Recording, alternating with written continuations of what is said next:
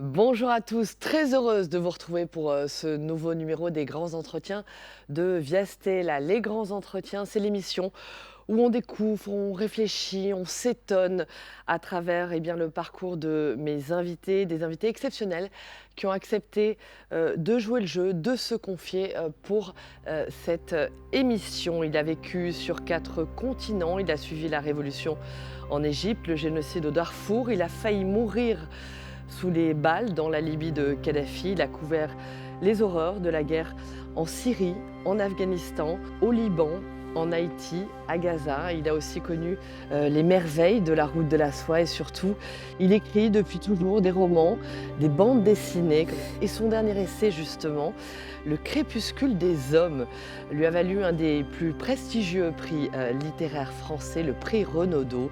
Je suis très heureuse d'accueillir Alfred de Montesquiou, prix Albert Londres et désormais prix Renaudot de l'essai 2025. Bonjour Alfred. Bonjour Saveria. Ça commence à faire beaucoup de prix parce qu'en plus j'ai pas cité tous les prix. Alors je viens de le dire, votre dernier livre qu'on voit à l'antenne, Le crépuscule des hommes, qui vient d'être récompensé du prix Renaudot. Le Renaudot, c'est tout de même une vraie consécration. Oui, enfin, j'en suis très heureux, très honoré. Après, vous dites, ça fait beaucoup de prix. Moi, je suis gascon, je suis comme Cyrano de Bergerac. Je préfère l'honneur au singulier aux honneurs à UX et honneur avec un S, quoi. C'est-à-dire que c'est bien, ça vient reconnaître et aider une œuvre, l'aider à rencontrer son public, mais c'est pas quelque chose dont soi-même il faut se gargariser. Continuer à... Moi, je passe à la travailler. suite. Ça y est, je suis déjà passé à la suite, en fait. Alors on va en parler, mais tout de même, le crépuscule des hommes, avec ce livre, vous nous faites entrer dans les coulisses du procès de Nuremberg qui s'est ouvert il y a 80 ans. Nuremberg, c'est le procès du siècle, c'est 10 mois d'audience, c'est 300 journalistes, et c'est le triomphe de l'injustice sur l'arbitraire. Vous pouvez nous présenter peut-être en quelques phrases Oui, quelle était votre intention? C'est le triomphe de la justice sur l'arbitraire, de la démocratie sur le fascisme. Et c'était vraiment l'intention du procureur Robert Jackson. Parce que c'est un procès à l'anglo-saxonne. Donc c'est le procureur qui est la vraie tête pensante, le vrai chef du procès. Et même si les 4 alliés sont égaux, on ne va pas se mentir, certains sont plus égaux que d'autres. Et les soviétiques d'un côté et les américains de l'autre sont quand même les puissances dominantes. Mais les Américains en particulier ont vraiment voulu le procès, ils l'ont pensé, ils l'ont installé chez eux dans la zone de contrôle américaine. Donc Nuremberg, c'est la partie de l'Allemagne qui est contrôlée directement. Voilà, c'est une ville allemande qui c'est une ville allemande dévastée après Oui. en 1945. Oui. Alors Nuremberg, c'est tout sauf un choix innocent. D'abord, c'est une ville de la zone d'occupation américaine. Mais surtout, c'est le creuset idéologique du Troisième Reich. C'est là que chaque année se réunissait le grand congrès du parti avec ces foules qui défilaient au pas de loi, qui a filmé Leni Riefenstahl, des images qu'on connaît avec tous ces enfants qui sont là, Sieg Heil, qui défilent et tout ça. C'est aussi la ville où ont été promulguées ce qu'on appelle les lois de Nuremberg. Donc les premières grandes lois antisémites et racistes qui créent le régime racial C'est un peu la allemand. capitale de l'idéologie nazie. Absolument, En fait, c'est le creuset idéologique Voilà. du nazisme. Ouais. Et Hitler lui-même n'a pas choisi cet endroit par hasard, puisque avant même d'être le creuset idéologique donc du Troisième Reich, c'est le berceau historique du Deuxième Reich, c'est-à-dire de l'Empire germanique médiéval. Donc c'est vraiment en fait le berceau de l'impérialisme allemand. Et cette ville c'est aussi un nœud routier, un nœud ferroviaire, donc elle a été rasée à 95% par les bombardements alliés à l'hiver 44, tout début 45. Mais coup de chance, l'énorme palais de justice, qui était un peu en lisière de la ville, a été relativement épargné. Donc les Américains choisissent d'y tenir le procès. Alors justement, on en parle, je ne résiste pas au plaisir de montrer quelques images. Nuremberg, c'est une plongée, vous nous le disiez, au cœur de ce procès historique, alors que l'Europe sort exsangue de la Seconde Guerre mondiale. Je vous propose justement de regarder un extrait du documentaire qui accompagne la sortie de votre livre, documentaire que vous avez réalisé et qu'on peut retrouver sur la chaîne Arte. La civilisation ne survivrait pas si ces crimes se répétaient, ces mots-là du procureur. Voilà, on explique désormais Nuremberg, c'est le fondement, c'est la genèse du droit pénal international. C'est là qu'apparaît la notion de crime contre l'humanité. Oui, absolument. Donc cet extrait l'explique bien. Il y a quatre chefs d'accusation, dont celui complètement novateur et révolutionnaire en fait, hein, de crimes contre l'humanité, c'est-à-dire l'idée que certains crimes de masse sont tellement abjects, si on veut, abominables, que tout autre être humain a une responsabilité vis-à-vis de ce crime. Et que, en gros, la souveraineté des frontières ne tient plus face à l'énormité du crime. En gros, c'est quand même une révolution philosophique, c'est quelque chose d'assez passionnant. C'est-à-dire, c'est l'idée qu'une vie humaine est sacrée et que c'est donc un crime absolu. Et donc, le crime contre l'humanité sera rétroactif, il sera aussi universel et il sera imprescriptible. Et donc, aussi, il n'y a plus de souveraineté des frontières. Et les gens qu'on voit à l'écran là, les chefs nazis sont les premiers à le subir, mais depuis c'est le cas pour tout le monde.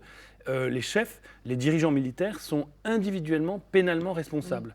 Donc ça veut dire que si vous commettez un crime, ou que vos hommes commettent un crime, parce que vous êtes un chef militaire, vous ne pouvez pas dire « Ah, c'est pas de ma faute, j'obéissais aux ordres du général, j'obéissais aux ordres d'un tel ou tel ministre ». Vous êtes individuellement, pénalement responsable. Et donc, si vous voulez, c'est vraiment révolutionnaire. C'est vraiment révolutionnaire en droit et donc en géopolitique. Un autre mot aussi qu'on entend pour la première fois et qui va malheureusement être encore très d'actualité aujourd'hui, c'est le mot de génocide qu'on entend aussi à Nuremberg, qui n'est pas encore une notion. Mais Alors, donc, Raphaël Lemkin, qui est l'inventeur du néologisme de génocide, est présent à Nuremberg. Il est conseiller de l'équipe américaine, du procureur américain, notamment de William Jackson, le fils de Robert Jackson. Mais c'est un juriste qui vient de Pologne, juif de Pologne, qui s'est échappé, qui est arrivé aux États-Unis. Il a face à lui quelqu'un de beaucoup plus établi dans la communauté du droit, qui est Ernst Lauterpacht, qui lui est aussi un juriste qui vient aussi de Pologne, de la même ville, et qui s'appelle Lemberg à l'époque, et aujourd'hui c'est Lviv en Ukraine, mais donc à l'époque c'était polonais. Et lui, qui est le conseiller de l'équipe anglaise. Et lui, c'est un grand professeur de droit, établi à Cambridge, etc. Et c'est lui qui a conçu la notion de crime contre l'humanité. Et les deux notions s'affrontent un peu à Nuremberg. Les deux sont très nouvelles, révolutionnaires, au fond assez proches, mais celle de Lauterpacht est plus compréhensible pour le donc l'histoire retiendra la notion de, à Nuremberg, c'est crime contre l'humanité. C'est crime contre l'humanité. Mais il faut bien comprendre ce que c'est. En fait, l'un n'est pas plus grand ou pire ou mieux que l'autre. Les deux décrivent des crimes de masse, des meurtres de masse commis contre des civils. La grande différence, c'est que le génocide dit il y a une intentionnalité politique ou religieuse, on vise un groupe et on veut le détruire, et donc on tue des individus, alors que le crime contre l'humanité dit c'est avant tout une somme d'homicides. Et ce qui compte, c'est ça, et pas la politique. Et donc ces deux notions s'affrontent un peu à Nuremberg. Évidemment, les soviétiques qui ont quand même commis le Holodomor, c'est-à-dire les massacres en Ukraine de la famine organisée des années 30, Staline qui a aussi déporté plusieurs peuples du Caucase, n'est pas très très friand de cette nouvelle notion de génocide. Et les Américains eux-mêmes, qui ont quand même des choses à se reprocher du côté des Amérindiens ou des Noirs américains, sont frileux, quoi. Donc, officiellement, la notion de génocide n'est pas établie à Nuremberg.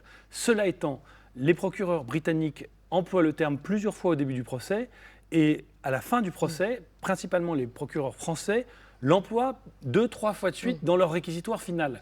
Pourquoi ? D'abord pour que ça rentre dans le vocabulaire, deuxièmement pour que ça rentre dans la jurisprudence, puisque c'est du droit anglo-saxon et du droit international, donc c'est du droit jurisprudentiel, et aussi pour qu'on comprenne bien que même si Nuremberg n'a pas comme priorité absolue et première de juger les nazis pour leurs crimes, contrairement à ce qu'on pourrait penser, c'est d'abord pour le crime de guerre, d'agression qu'on les juge, et non pas pour les crimes contre les civils, il faut quand même en être conscient. Ça crée quand même, si vous voulez, un précédent juridique. On comprend qu'il y a eu là-dessous du racisme, de l'antisémitisme. Et, pardon, juste pour finir, pas plus tard que qu'en décembre 1948, donc exactement deux ans et quelques jours plus tard, est créée à Paris, est promulguée à Paris la charte de Chaillot, la charte du Trocadéro, qui est la charte de l'ONU, qui s'appelle la charte de la prévention du crime de génocide, et qui, dès son préambule, dit ce crime de génocide tel que défini lors du procès de Nuremberg. Donc Nuremberg est quand même reconnu comme étant le lieu de naissance juridique du crime de génocide. Et Nuremberg, c'est aussi... la première fois, c'est en ça que le procès est également historique, c'est là où le monde entier, parce que c'est un procès filmé, va découvrir les horreurs de la Shoah, ces images. On découvre les premières images tournées par les Américains et les Soviétiques dès la libération des camps. C'est là qu'on découvre l'ampleur l'abjection des crimes nazis. C'est la première fois que le monde est face à cela. Absolument, absolument. Les gens n'étaient pas au courant. Il y avait des rumeurs, on savait que les gens étaient déportés. On parlait à l'Est. On allait à l'Est, on disait les crimes de l'Est. Ouais. Personne vraiment savait ce que ça recouvrait. Et je peux vous raconter la scène parce qu'elle est saisissante, elle est dans mon livre. En fait, le procès commence assez mal. C'est-à-dire que les grands chefs nazis, notamment Göring, se gaussent de cette justice finalement un peu timorée. Et donc le procureur Jackson comprend qu'il faut reprendre la main, il faut que chacun puisse saisir l'énormité de ce qui est en jeu. Et le jeudi 29 novembre 1945, dans l'après-midi, il éteint les lumières et effectivement est projeté le premier grand film-preuve de l'histoire. C'est-à-dire que ce sont des images filmées, et ça aussi c'est révolutionnaire, c'est l'un des aspects très révolutionnaires du procès, comme le fait qu'il soit quadrilingue, qu'il soit traduit en temps réel, etc. Et là, pour la première fois, sont projetées des images de films avec un affidavit au début, donc un serment qui dit « Je, sous-signé colonel Intel, jure que ces images ont été tournées entre tel et tel jour, en gros fin avril 1945, à l'ouverture du camp de Buchenwald, du camp de Dachau, ou par les Anglais à l'ouverture du camp de Bergen-Belsen. » Ces images deviennent une preuve de leur crime. Elles sont une preuve. L'image, c'est pour ça qu'on dit un film preuve, l'image elle-même sert de preuve. Et là, c'est le choc. Les gens découvrent des images que nous, on connaît aujourd'hui, qu'on associe à la Shoah. Qui encore aujourd'hui sont très difficiles qui sont dures à voir, mais qui à l'époque créent la stupéfaction. Alfred de Montesquieu, ce qui est extrêmement novateur, parce que Nuremberg, on en a beaucoup parlé, il y a eu beaucoup d'écrits, beaucoup de travaux sur cet événement.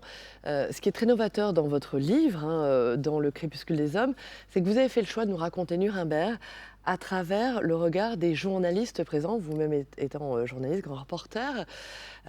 Et c'est ça qui est absolument époustouflant et qui est passionnant, parce que se joue aussi Nuremberg, c'est 300 journalistes de la Terre entière. Vous allez nous raconter un peu. Voilà, se joue aussi en fait une histoire dans l'histoire, et c'est ce biais-là que vous, écrivain-auteur, avez choisi de prendre. Absolument. C'est pas un livre sur les journalistes. C'est un livre sur le procès de Nuremberg, mais dont les héros, au sens romanesque du terme... Pourquoi vous avez fait ce choix de ce biais-là? Alors, j'ai fait ce choix, je vais vous dire, en fait, c'est Jackson lui-même, pour parler à nouveau du procureur, qui m'a mis sur la piste. C'est-à-dire que lui dit, ce qui compte, ce n'est pas tant le jugement de ces vieux nazis en bout de course, c'est la mise en récit de ce jugement. Et là où les autres, notamment le juge-président qui est un Anglais, qui est Sir Geoffrey Lawrence, qui est très chic, qui est le deuxième personnage du royaume d'Angleterre après le roi d'Angleterre, il est Lord Justice, dit non, les journalistes ça fait du bruit, c'est indiscipliné, ils nous emmerdent. Jackson dit non, vous n'avez pas compris. Ce procès, c'est fondamentalement un procès pour les caméramans, les photographes et les journalistes et les gens de radio. En fait, le procès, il est là pour les médias. C'est extraordinairement moderne. Et cette phrase, ce n'est pas tant le jugement qui compte que la mise en récit du jugement. C'est une phrase presque postmoderne. En tout cas, c'est une phrase d'une grande modernité. Et je trouvais que c'était intéressant de raconter ça. Moi, je ne suis pas historien, je ne suis pas juriste, je suis reporter. Donc, il y a déjà des livres remarquables, Annette Vivorca, Sylvie Lindenberg, Christian Delage, qui parlent du procès en lui-même. Moi, ce qui m'intéressait, c'était de raconter ce regard, la modernité finalement, l'aspect révolutionnaire à l'époque est très moderne pour nous aujourd'hui, de ce regard porté sur l'événement. Donc, ce n'est pas un livre sur l'événement, qu'est Nuremberg, c'est un livre sur le regard porté sur l'événement. Et permettez-moi, là je ne suis pas tout à fait d'accord avec vous, vous dites que c'est un essai. Pour moi, c'est un roman. Alors, c'est un roman vrai, mais ce n'est pas un essai. C'est-à-dire que c'est quand même une aventure, c'est quand même romanesque. D'ailleurs, le prix Goncourt l'a sélectionné en roman, l'Académie française en roman, l'Interallié en roman. Et j'ai gagné le Renaudot de l'essai. De l'essai. Mais, pardon, c'est un roman vrai. C'est-à-dire que moi, j'ai voulu raconter une histoire. C'est la question en tant que c'est une aventure. Je voulais vous poser. Justement, les scènes entre journalistes, elles sont romancées, elles sont fictionnelles, quelle est la liberté que vous êtes accordée justement dans... Alors, maintenant, on arrive dans le cœur de mon travail. Alors, tout est vrai. Voilà. Les gens sont surpris. Pourtant, je vous le dis, je vous le garantis sur facture. Tout est véridique, de la première à la dernière ligne. Tous les personnages sont réels. Si vous voulez, un roman historique, c'est Alexandre Dumas, je suis bien placé pour le savoir. Il y a Richelieu et Louis XIII, et puis après, on invente les personnages moins importants. En effet, là, ici, il n'y a pas de Constance Bonacieux ou de D'Artagnan qu'on inventerait un peu. Les scènes... Tout est véridique. En fait, si vous voulez, donc tous les personnages sont vrais, mais les histoires d'amour sont vraies, les mariages sont vrais. Absolument. Et même, si vous voulez, même les phrases sont véridiques. quand quelqu'un dit, s'il dit passe-moi le sel, ça c'est peut-être une légère licence romanesque. Mais quand quelqu'un dit une phrase un peu mémorable, un exemple entre mille, quand Dos Passos au début dit cette ville en ruine, ces maisons en ruine, on dirait de la dentelle sur un ciel bleu. En fait, ma méthode, c'est que si vous allez regarder l'article de Dos Passos dans Time Life du 18 novembre 1945, il dit These houses like lace on a blue sky. Donc, en fait, il dit cette phrase. J'entends. Et vous l'avez replacé dans le contexte. Je l'ai replacé. Et on est tous les deux reporters, donc on sait que quand on a une bonne phrase, souvent, on l'essaye à l'oral. On essaye de la replacer. Quelle est la probabilité qu'il ait dit ça à l'oral? Elle est immense. Mais je comprends. Je voudrais juste, comme on les évoque, on voit à l'antenne justement ces journalistes présents, parce que ce sont en effet des grands noms de la presse. Joseph Kessel, Elsa Triolet, l'épouse d'Aragon. Premier prix Goncourt, voilà, John Dos Passos, vous l'évoquez, Martha Gellhorn, qui était l'épouse d'Ernest Hemingway. Alors justement, on voit à l'antenne Joseph Kessel. Je voudrais qu'on s'arrête un instant sur lui, un journaliste, immense journaliste, devenu un immense écrivain. C'est un modèle pour vous, Alfred, vous qui également mélangez... Vous me faites rougir, mais forcément... Non, mais vous mélangez les deux carrières également. C'est un modèle depuis longtemps, je l'admire, je dévore ses livres depuis que j'ai 10 ans, oui, bien sûr, je l'avoue. C'est aussi un modèle humain par sa générosité, sa grandeur d'âme, son côté aventurier. Enfin, c'est un héros, en fait. C'est le héros de mon enfance, j'avoue. Voilà, j'avoue. Plus précisément, sur ce livre, c'est un modèle très concret parce qu'effectivement, il est déjà grand romancier avant. Avant-guerre, il a déjà publié des énormes succès chez Gallimard. Mais là, il est revenu pour François, il fait des reportages. Et il y a un moment très intéressant, donc il fait le fameux reportage du 29 novembre dont on parlait quand les nazis sont confrontés à leurs crimes. Et lui dit, nous tous qui dans la salle observons la scène, savions que nous étions en train de voir un moment unique dans la durée des hommes. Il a des phrases magnifiques. Et puis une semaine ou deux après, on l'appelle de Paris, on lui dit Coco, ou peut-être Jeff, c'est Lazareff qui l'appelle, il nous faut un autre article. Et il écrit un article un dimanche, et c'est un article génial, où il n'a rien à raconter, parce que c'est très vite un peu lent et ennuyeux le procès. Donc il n'a rien à raconter, en plus on est dimanche. Et il va à la prison, il va traîner ses guêtres dans la prison, et il écrit un article absolument génial où il décrit Göring dans sa cellule qui regarde la pluie tomber, Ribbentrop qui a le cafard, les lectures, etc. Et l'article est génial, à un détail près, c'est qu'il n'a pas mis les pieds en prison et qu'il a tout inventé. Et donc, s'il avait été en école de journalisme, il aurait un 0 pointé. Mais finalement, ce n'est pas si grave, parce que Kessel, le grand romancier, a repris la main sur Kessel, le journaliste.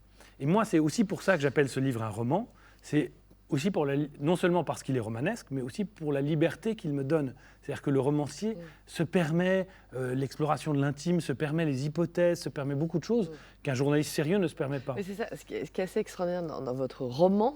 Merci. Votre roman, c'est en effet, il y a autant de précision, de méticulosité historique, journalistique, que de tension romanesque. C'est ça aussi qui est très plaisant à lire. Mais pour en revenir à vous, quand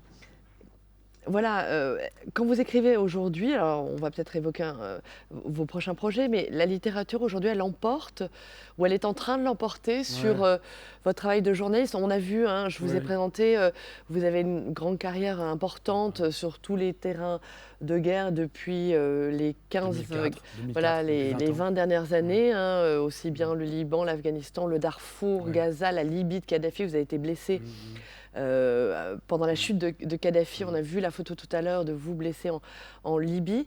Est-ce qu'aujourd'hui, la littérature l'emporte sur votre travail de journaliste de plus en plus?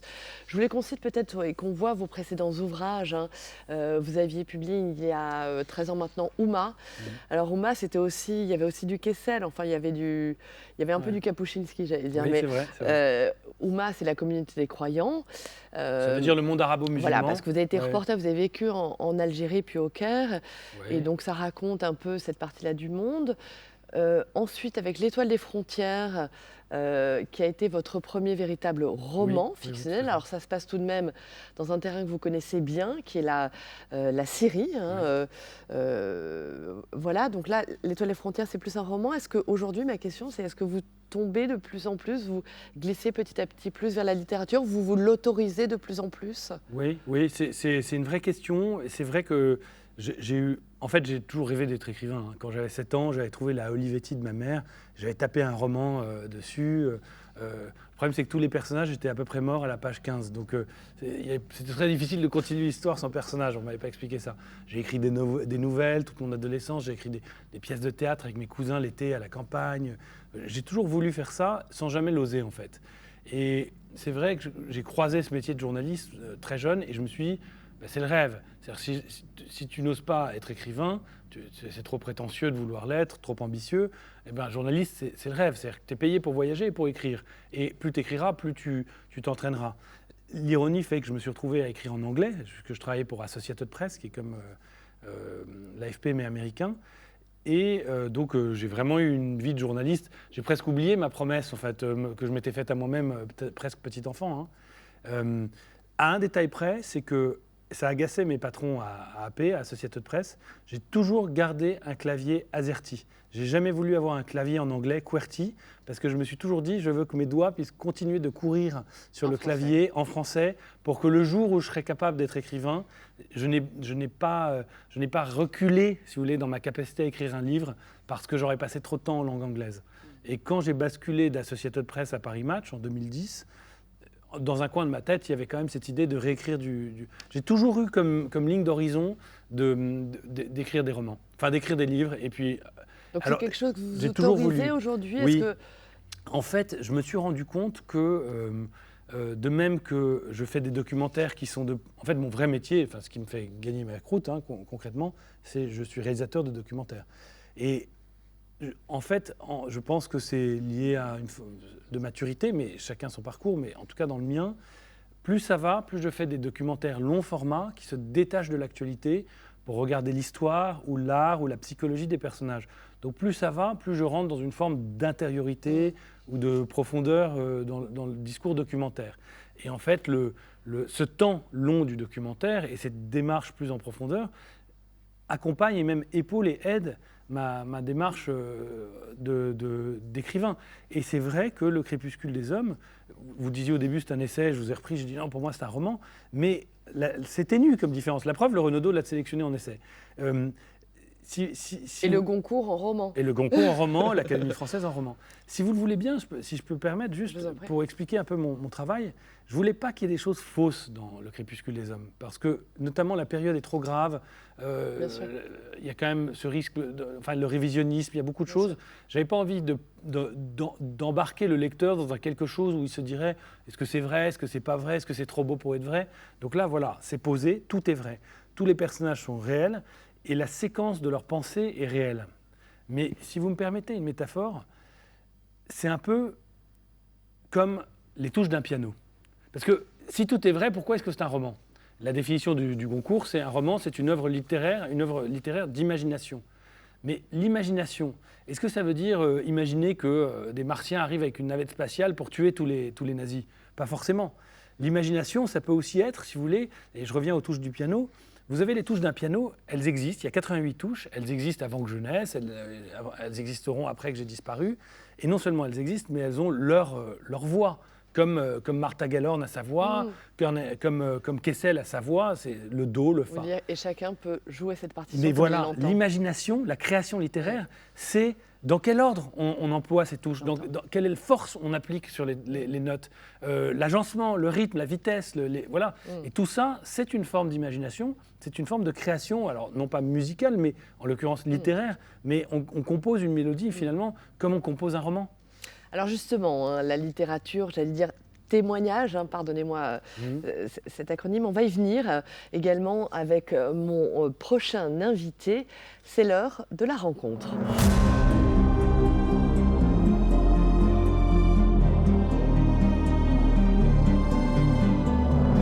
Et Et je suis ravie d'accueillir pour échanger avec Alfred de Montesquieu, Joris Giovannetti. Bonjour. Bonjour.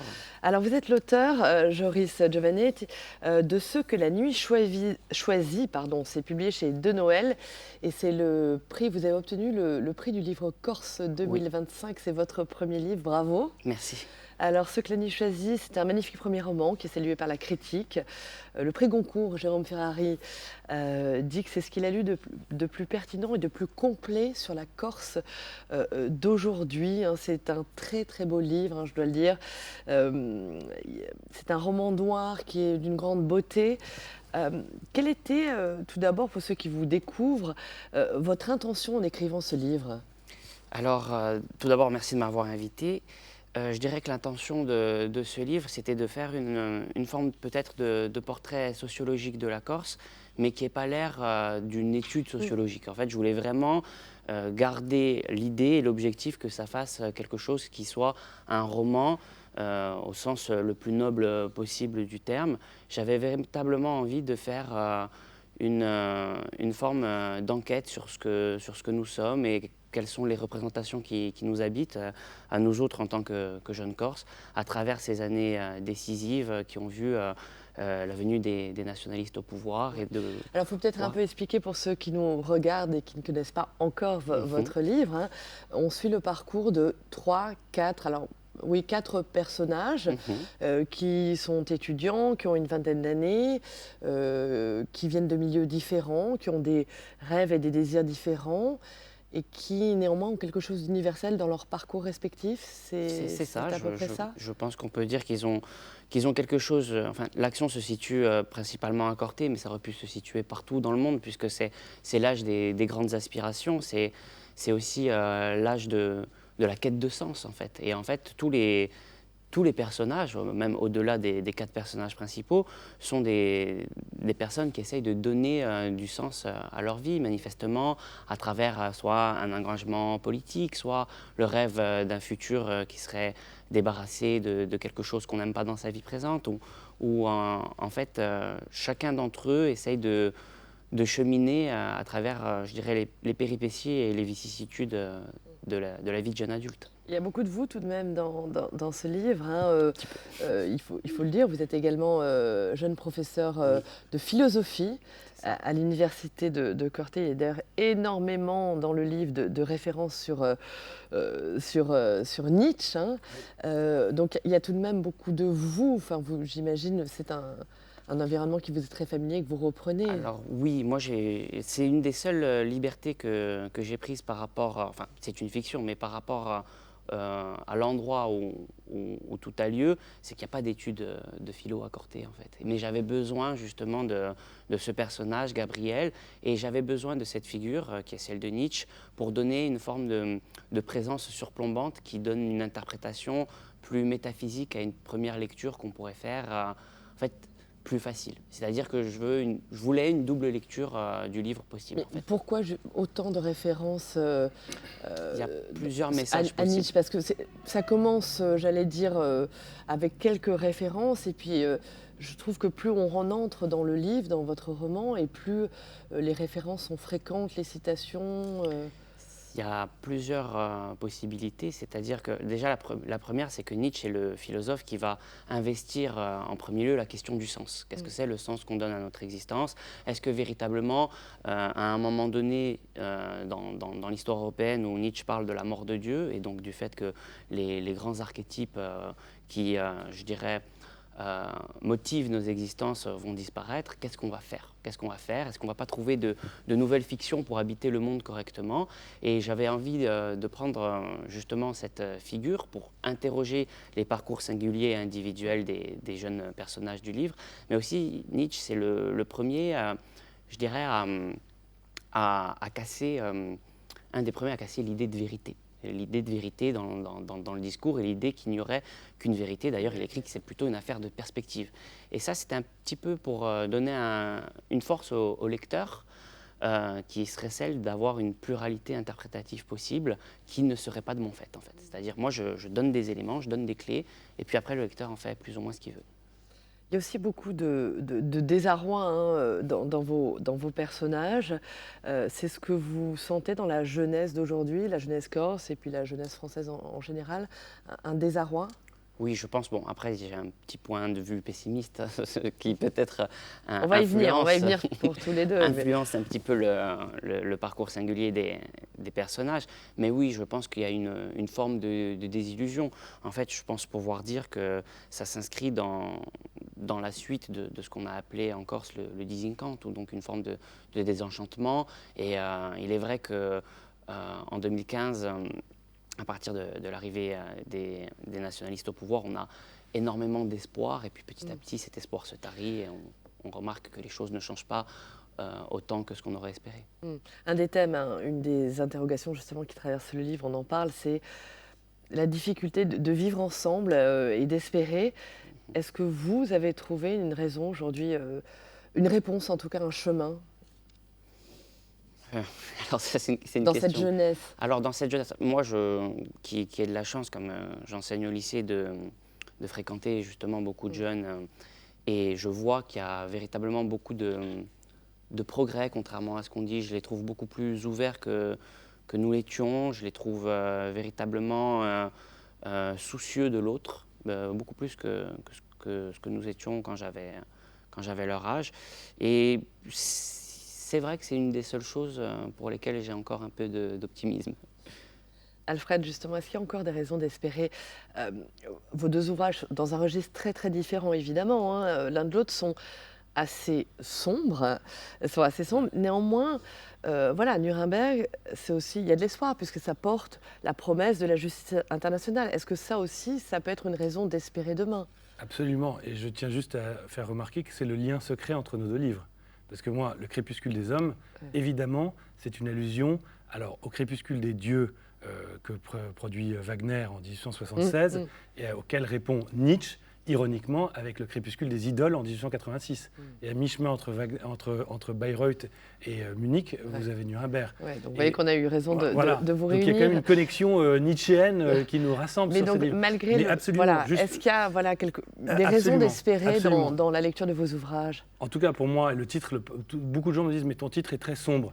Évidemment, le crépuscule des hommes, comme vient de le dire Joris, cette idée que, en gros, l'humanisme est mort à Auschwitz, quoi. Enfin, l'idée de progrès, la convergence du beau, du bon et du bien, disons, de Platon à Aristote, qui a tenu l'Europe pendant 2500 ans, que, en gros, plus on était riche, éduqué, en bonne santé, dans des jolies maisons avec des jolies routes, plus la civilisation progressait, plus on serait bon. C'est mort à Auschwitz. Quand la civilisation qui produit Kant et qui produit Mozart génère aussi la Shoah, c'est plus possible d'y croire, de croire en l'être humain d'une certaine manière. Mais, et c'est là où je réponds à votre question, le crépuscule, en fait, en astronomie, il n'y en a pas un, il y en a 2. D'accord ? Il y a celui que tout le monde connaît, qui est le crépuscule descendant, celui qui va vers la noirceur. Mais en astronomie, il y en a un second, qui s'appelle le crépuscule ascendant, qui est celui du matin et qui va vers la lumière. Et Nuremberg, évidemment, Ce qu'on appelle l'aube. c'est ce qu'on appelle l'aube, ou le crépuscule du matin. Et Nuremberg, il y a une ombre portée terrible qui est celle de la Shoah, mais il y a aussi quelque chose de lumineux, dont vous parliez au début, qui est qu'en créant le crime contre l'humanité, en créant le droit d'ingérence, on a créé le droit moderne qui sacralise la vie humaine, et ça, c'est quand même très positif, donc il y a de l'espoir. Ouais.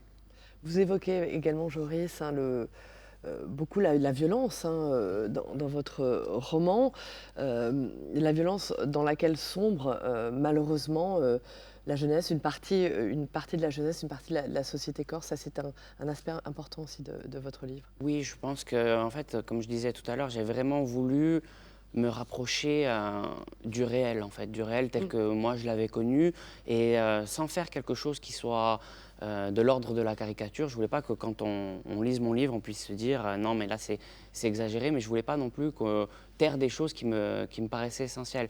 Et je trouve qu'on est toujours dans une société très violente. Je dirais que l'actualité, malheureusement, le prouve assez souvent. Et il est vrai, et je rejoins Alfred là-dessus, que le Kantien que je suis a toujours une une forme d'espoir pour l'humanité, même si ça ne se voit pas forcément dans toutes les pages. Oui, la jeunesse, vous décrivez une jeunesse sombre, désenchantée, Mais qui ont quand même, je trouve qu'il y a quand même une lueur d'espoir. Hmm. Alfred, comment on écrit justement? On parle de la violence, vous avez couvert les conflits, vous avez beaucoup écrit sur cette violence. Comment on écrit sur cette violence, vous qui justement l'avez tellement vécue, en avez tellement été témoin? Écoutez, quand on écrit un reportage, c'est différent parce que, en fait, contrairement à ce que les gens pensent, le reportage de guerre est probablement une des formes les plus faciles de journalisme. Parce que ce que vous avez sous les yeux est tellement puissant qu'il suffit de le retranscrire Et et les tout le mots monde est viennent déjà à là. vous. Ah, les mots viennent à vous. Et les scènes sont tellement fortes et les êtres que vous avez devant vous sont tellement puissants. Soit c'est des héros, soit c'est des salauds. Mais ils sont tellement puissants, si vous voulez, que je pense que c'est beaucoup plus facile d'écrire un bon article de reportage de guerre que je ne sais pas, de la politique ou un sujet sur lequel il y a déjà plus de monde qui écrit. Voilà. Mais ce qui compte fondamentalement, c'est pas le boum-boum, comme on dit dans le jargon, c'est-à-dire la guerre elle-même. En fait, c'est les enjeux moraux. Et donc on y revient. Et en fait, ce qui compte, c'est est-ce que les êtres humains survivent? Est-ce que leur dignité est respectée? Qu'arrive-t-il aux réfugiés? Qu'arrive-t-il aux enfants? Donc en fait, on ne va pas à la guerre pour décrire un tel a tiré combien de coups de Kalachnikov ou du RPG, tout ça. Ça n'a intéressé personne pendant 50 ans. Maintenant, ça recommence à intéresser un peu les gens parce que la guerre est en Ukraine, c'est-à-dire qu'elle est sur le front de l'Europe. Mais avant, les guerres que moi j'ai principalement couvertes, même si j'ai couvert l'Ukraine, c'est des guerres dont le seul enjeu était un enjeu moral en fait. L'Europe s'en fichait finalement, s'en fichait d'un point de vue militaire. Donc en fait, ce qui est intéressant, ce qui est toujours intéressant, c'est ce qui est universel. C'est-à-dire ce que les humains subissent sur place et ce que nous, en tant que spectateurs ou indifférents face à une telle violence, on tolère. C'est ça qui est intéressant. Écrire, Joris, c'est ce que dit Alfred, ce que vient de décrire Alfred, c'est tourner son regard, c'est dire le monde, hein, c'est ça que vous nous dites. Alors vous nous décrivez une société, mais vous empruntez la même démarche en fait, dire le monde, dire votre monde. Oui, en fait, je pense que quand on a l'ambition d'écrire, et c'est peut-être quelque chose qui n'est plus à la mode dans ce que je vais vous dire, c'est-à-dire qu'il faut véritablement faire comme si on pouvait se fondre dans la peau de l'autre, en fait. C'est pas évident, hein. Je veux dire, quand on a des personnages qui sont des personnages qui n'ont pas notre vie, qui n'ont pas notre sociologie, qui n'ont pas forcément notre sexe. Donc, on se doit, je dirais, de faire l'effort vers l'autre. Et moi, je suis un petit peu de cette école, encore une fois qu'ancienne, qui parle d'universalisme. Alors, c'est peut-être encore aujourd'hui, c'est un petit peu abstrait dans le monde dans lequel on est. C'est votre intention? Dire le monde, ça reste votre intention? Moi, je pense que dans un roman, on doit partir du particulier pour toucher l'universel, en fait. Ça n'a pas de sens ça n'aurait pas eu de sens pour moi de faire... Alors, je suis très content quand les Corses se reconnaissent dans le roman et qu'on me dit qu'on reconnaît la société, bien sûr. Mais je suis peut-être plus heureux encore quand il y a quelqu'un qui ne connaît rien de la Corse et qui me dit « je me suis reconnu dedans ». C'est votre ambition peut-être pour un prochain travail, votre prochain livre, quelque chose qui reste dans cette démarche universelle? Oui, je pense que dans ce que je serai amené à écrire, alors il y aura probablement d'autres choses sur la Corse avec des histoires connexes à ce que la nuit choisit, mais j'ai l'ambition de faire quelque chose qui pourrait être totalement détaché de la Corse aussi. Alfred Lacorse, oui, je vous en prie. Un petit mot sur le livre de Jérôme. Bien sûr. Il y a aussi une troisième option que vous n'avez pas soulevée. Moi, je ne connais pas bien la Corse, j'ai adoré votre livre et je l'ai adoré aussi en tant que reporter en fait. C'est-à-dire que quand j'ai traversé l'Amérique du Sud, j'ai lu Coloane pour comprendre un peu l'Argentine, la Terre de Feu. Quand j'ai traversé l'Iran, je lisais les poètes persans. Là, ça m'a appris. C'est-à-dire qu'en fait, bien sûr, c'est une fiction, mais je ne connaissais pas, moi, cette jeunesse corse qui, à la fois, visiblement adore son île et puis en même temps étouffe un peu, étouffe du regard des autres, a besoin d'aller sur la côte ouest, d'aller à Nice, etc. Ce tiraillement, avec un sentiment un peu de trahison si on part, mais si on reste, on n'a pas de destin. Tout ça, par exemple, moi, j'ai vraiment appris ça dans votre livre. Donc, il y a aussi cette troisième option, quoi, je pense. Justement, alors votre regard sur la Corse, vous venez de nous en parler. La Méditerranée, l'identité, tout ça, c'est des thèmes qui vous parlent depuis longtemps, qu'on retrouve dans votre œuvre. Je le rappelle, vous avez vécu en Algérie. Enfin voilà, la Méditerranée, l'identité, ce sont des questions qui sont cruciales pour vous. J'adore la Méditerranée, bien sûr, comme beaucoup de monde, je pense.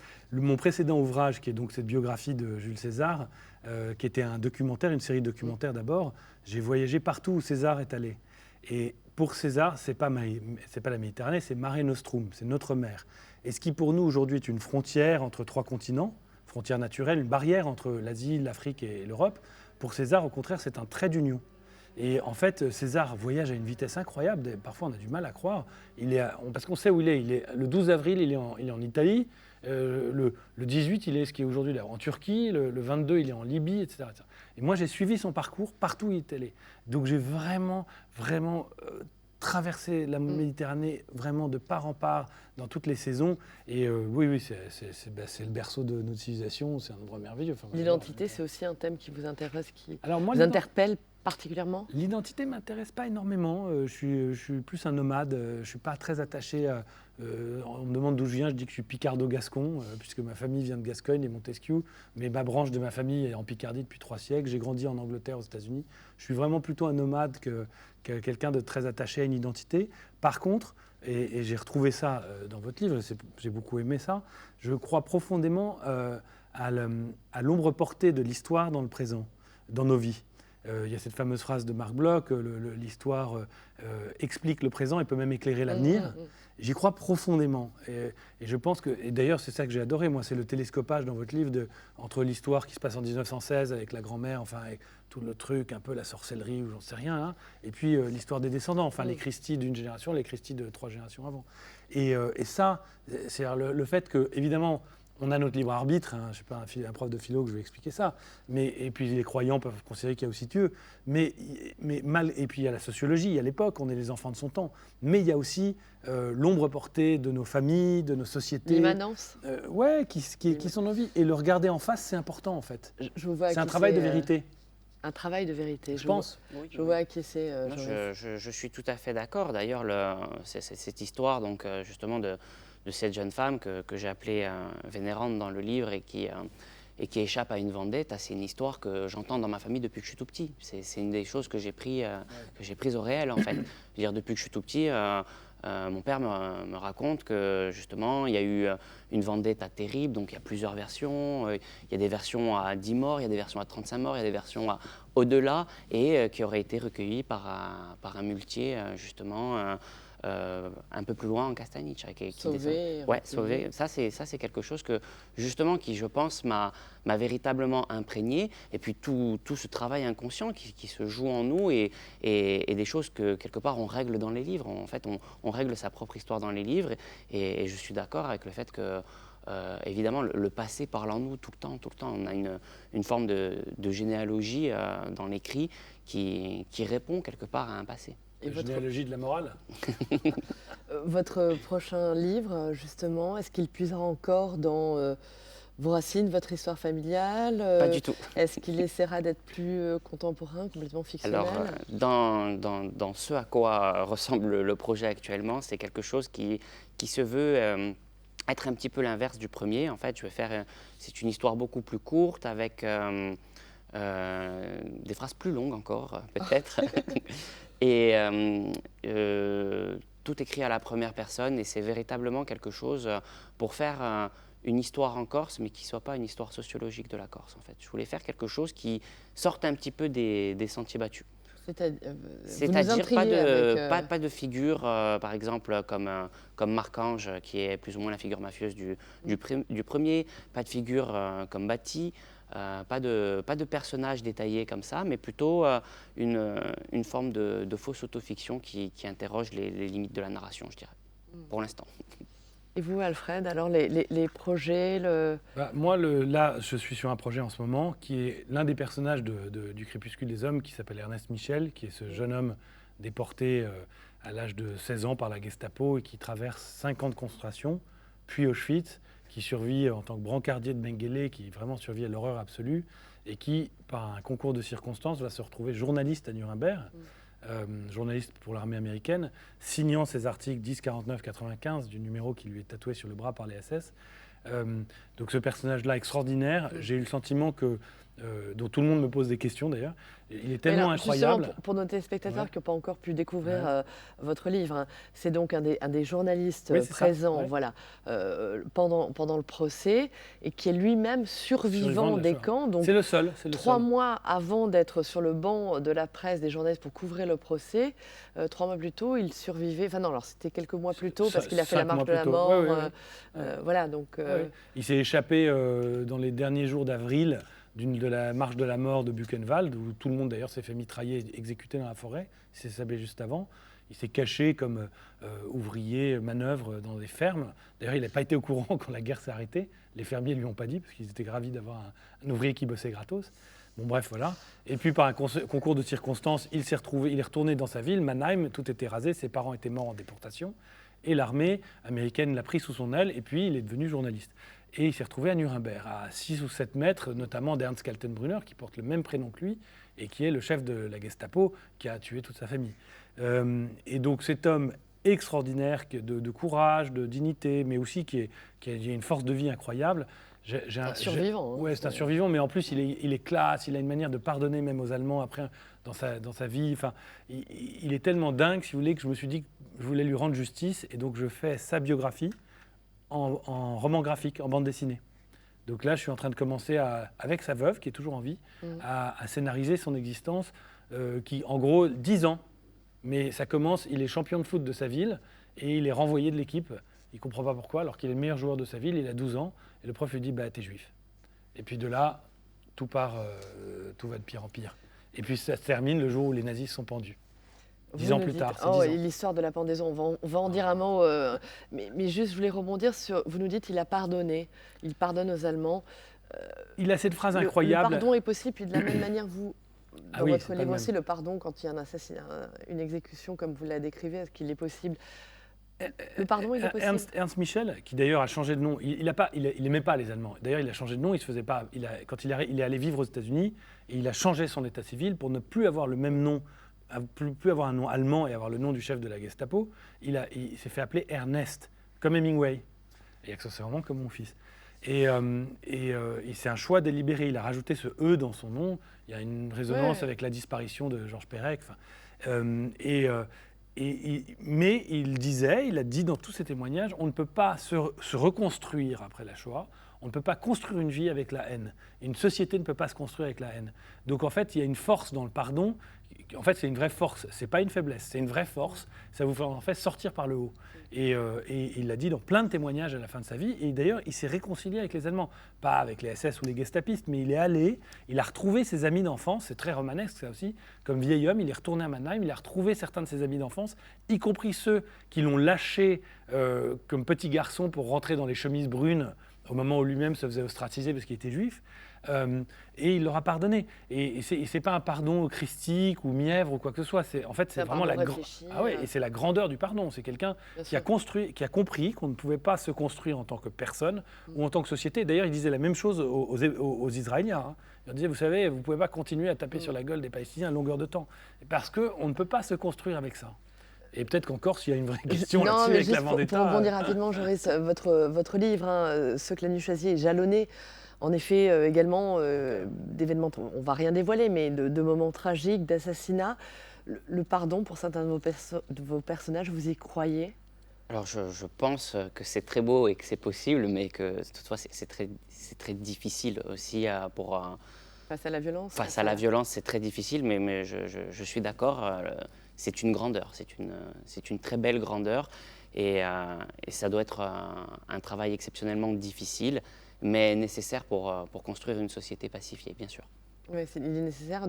Il y a beaucoup de questions qui restent en suspens hein, dans votre livre. C'est difficile d'en parler sans trop en dévoiler, en effet, mais cette question du pardon face à l'abîme, face à la douleur, elle est prégnante. Oui, puis je pose aussi la question de savoir est-ce que la douleur, elle est efficace, est-ce qu'elle nous grandit en fait? C'est aussi par là qu'on revient encore à Nietzsche en fait, parce que Nietzsche écrivait justement ce qui ne me tue pas me rend plus fort, et je voulais un petit peu interroger cette maxime que j'entends depuis si longtemps et que, à vrai dire, avant de commencer le livre, je la trouvais un petit peu stupide en fait. Je me disais oui, enfin c'est mignon, mais c'est quand même un petit peu difficile de se mettre dans un état comme ça.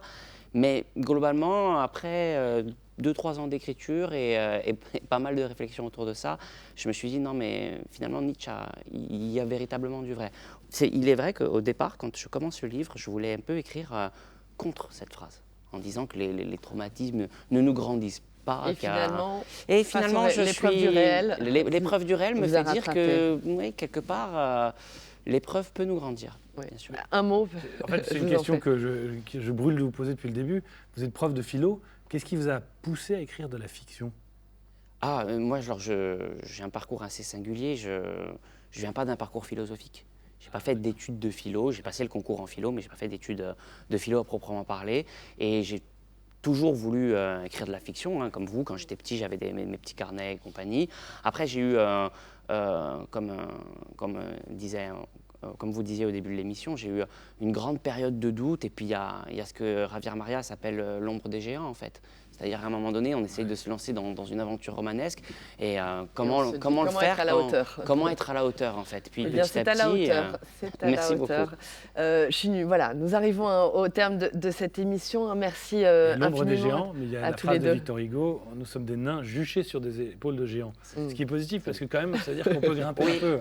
On peut s'y hisser. On peut On peut s'y hisser. Voilà, c'est la fin de cette émission. Merci infiniment à tous les deux pour cet échange, je dois le dire, passionnant. Je rappelle bien sûr vos livres respectifs, alors d'abord ceux que la Niche choisit.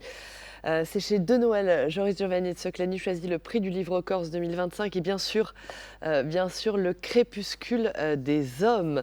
C'est chez Robert Laffont, c'est le Renaudot de l'essai 2025. Alfred de Montesquieu, merci beaucoup d'avoir été présent aujourd'hui. Merci à tous de nous avoir suivis et à très bientôt.